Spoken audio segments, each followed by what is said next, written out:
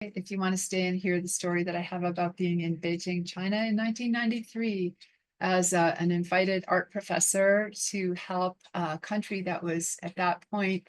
So what is that, 32 years ago? And there's lots going on in the world right now, which we don't have to get into any of the politics of it, but just my little story is, so I was invited to the Beijing, well, People's, Central Academy of Art and Design in Beijing, China. So it's the northern capital, the capital of all of China. So at the time, I think there was like 1.2 billion people, like 1/5 of the whole world's population was in the country at that time. And so, of course, to get into this academy, you had to be the most fantastic artist to be accepted. And so what was fascinating was the pedagogical problems. So we were coming in after the 10 years of great difficulty. So China basically, this is being recorded, so I want to be sensitive how I say this, but one way to look at it is the revolution was a kind of suicide that was committed on the country by the peasant class against the elite class. So anybody who was a musician got their fingers broken, and I mean, just terrible things, which I don't have to go into. But all of the artists, the intellectuals, the educated people, surgeons, everything was thrown over by the working class, the peasants. And we saw evidence of that, like in the Forbidden City, which was just recently opened before we came. They had people that were farmers try to repaint and fix up the coloring of these beautiful, delicate paintings that were, on every surface. And they were, of course, like just looked like, a 5-year-old did it, right? Because with no skill. The people that we stayed right on the campus with we weren't part of a tour. I went there with my husband, who was the chair of the MFA computer art, and I was the faculty advisor. And, we stayed on the campus, and the people had gone through, artists. This one woman was a beautiful watercolor, delicate painter. I still have a portrait she did of me at the time. And they forced them, like she had one baby strapped on the front, one baby strapped on the back, and she had to lift rocks out of the earth with her bare hands that were trained as an artist. So I'm coming into this culture. There were no cars. There were bicycles and walking. Most of the people that worked at the university rode their bicycle 1 hour each way, rain, snow, sunshine. They were right by, it's by the Gobi Desert. So we were getting sand in our teeth kind of thing, right? Downtown Beijing.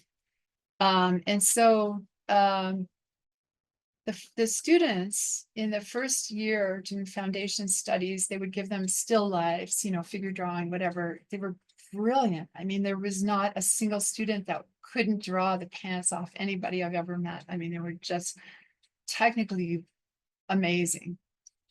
And the reason they wanted us to come was, it's not a culture of the individual, right? It's a culture of the collective. And our culture is the culture of the individual. And because all of their sacred symbols like phoenix, dragon, peony, like all of the things that belonged to imperial China were smashed and destroyed and forbidden. And they didn't know how to go the way forward in the visual arts. So that's why we were brought in. And so the question that they asked, and it pertains to, what was discussed earlier in the class from Maddie, how do you grade? Like if you give students a creative project and say, okay, come up with an original idea, because this was, of course, where their culture was completely failing. They knew how to take something like a dragon. Like I was actually going to write an article about the evolution of Mickey Mouse, because when Mickey Mouse started, he was one thing and then he evolved, right? He changed over time. Well, the Chinese dragons, same thing. Like the early Chinese dragons were very simple. And then over time, you were allowed to paint a dragon, and then you had to make it more, better, improve on what had been there before. And so that was the tradition in the arts, was you start with something that's permissible, and then you evolve it and develop it, but you don't stray into like, instead of making a dragon, you don't make like a monster like was in Jay's story. You have to stick with the dragon, right? And so they were asking us, like, how do you, first of all, get your students to be creative? And then how do you decide who gets A and B and C grade, right? How do you figure that out? Well, it's an impossible you cannot translate it from one culture to another, because our culture is the culture of the individual, right? That's the whole thing, is like, I get to decide my customization of everything that I have in my whole world. And that individuality, the rugged individual, that's the whole history of, United States. So, so first of all, there's that problem, that if you're told not to think for yourself and follow, a very strict set of guidelines, that's a barrier that there's no way I could explain. But they said, okay, forget about that. Just every student did a different project. How do you give A and B and C? And so I said, for me, it's about, I look at, like, I have a lot of tentacles out, or feelers out. Like, I'm very feeling, where is my student coming from? What's their background? What are they interested in? What are their strengths? What are the things that are harder? Like, how well do they take criticism? How well do they give credit? All of those things, those metrics, right? And then it's like, okay, each person is doing their best, right? Okay, sometimes people are lazy, they're not doing their best. To me, that's going to be a B or a C.